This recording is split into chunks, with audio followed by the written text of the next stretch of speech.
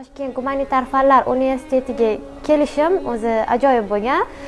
Men aytardim doim umuman o'qiy olmasam kerak universitetda. Chunki sharoit ko'tarmaydi derdim. Kelin bo'lib ketganman, yosh turmushga chiqqanman. Hech qachon o'qishni tasavvur qila olmasdim. Lekin aynan shu yerda o'qishimni men qaynona onajonim xohlaganlar. Kelin bo'lib kelganimda shu kitoblarga bo'lgan qiziqishim borligini, yaxshi o'qiganligimni bilib, qizim doim o'qing. Men sizni qo'llab-quvvatlayman derdilar. Oyijon, o'qiy olmasam kerak. Ikkita bola bilan desam, yo'q, men sizga yordamlashaman deganlar. Yuring borib kelamiz, universitetga borib gaplashib ko'ramiz deganlar. Keyin kelganmiz, kelavimiz. Kichkina bolam bor edi, unda qo'limda.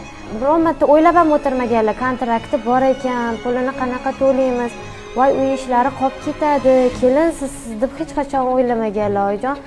Har doim sizni qo'llab-quvvatlayman, bolam, o'qing. O'qisangiz siz qaytangi kelajagini o'qitasiz, bolalaringizni ilmli qilasiz, men sizga o'zim yordamlashaman deb shu yerga yordamlashib olib kelganlar oyijon. Har doim qarashadilar, har doim bir xil paytlar darsdan kech boraman, kech qolib ketaman yoki uy ishlariga ulgurmayman. Hech qachon oyijon kech keldingiz yoki ishlarga ulgurmayapsiz demaydilar. Meni o'rnimga vaqt kelsa ovqat qilib turadilar, ishlarini qilib turadilar, hammasiga qarashvoradilar. Menga ota-onam bermagan yaxshiliklarni shu oyijonim qiladilar har doim. Har doim nimadir eshitsam, ilib olaman-da, o'sha narsani o'rganishga harakat qilaman. Qaysi soha bo'lishidan qat'iy nazar, doktorlikmi yo huquqshunoslikmi, hamma sohaga qiziqaman. Aynan o'shaning uchun ham boshlang'ich ta'lim sohasini tanladim. Boshlang'ich ta'lim bu o'qituvchisi hamma narsani bilish kerak degani. Har sohada o'qituvchi professionalniy bo'ladi. O'shaning uchun hamma sohaga qiziqqanimga shu sohani tanladim. Har doim nimadir etishsa o'qituvchilar boshqacha qilib borish kerak. Rejalashtirib boraman-da, hammadan boshqacha g'oyalar keladi, kreativniy g'oya, fikrlar keladi, shularni qilib boraman. Maktabda o'qiyotgan paytlarimizda aynan huquq bilimdonlari ko'rik tanlovi bo'lardi. O'sha bilimdonlar tanloviga 9-sinflarni chaqirishardi. Men u paytda 8-sinf bo'lganman. O'shanda o'qituvchim meni 9-sinflar qatorida olib ketganlar. Nimaga? O'sha paytda shu konstitutsiyani 128 ta moddasi bo'lsa, hammasini yodlab olgan edim. O'qishdan tashqari qiziqishlarim rasm chizishga juda ham qiziqaman. Har xil multfilm qahramonlarini, komik aktyorchilarni, shular rasmlarini chizsam, juda ham xursand bo'lib ketaman. Yarki obrazlarni yaratib, chiroyli qilib chizib bergim keladi.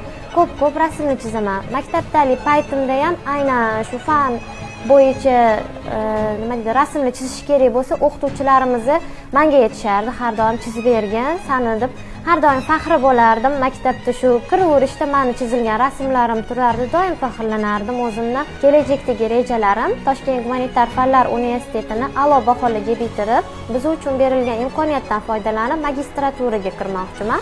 Magistraturaga kirishga hozirgi kunda prezidentimiz grant berganlar. Ayollar o'qisin, aynan ayollar ishlasin, yaxshi kasb egasi bo'lishsin deb shu grant asosida o'qishga kirmoqchiman.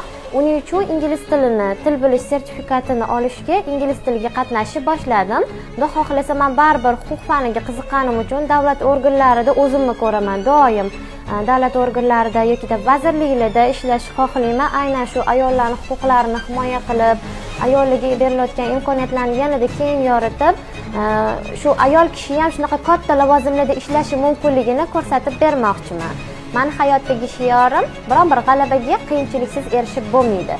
Qiyinchilik bo'larkan, g'alabaga erishasiz. Toshkent gumanitar fanlar universitetida o'qiyotgan paytlarim bir xil paytlarda qiynalib ketsam, aytaman, yo'q, chida, sen o'qishing kerak, farzandlaring uchun, kelajak uchun o'qishing kerak. Chunki har bitta o'qigan onani farzandlari o'qimishli farzandlar bo'lishadi.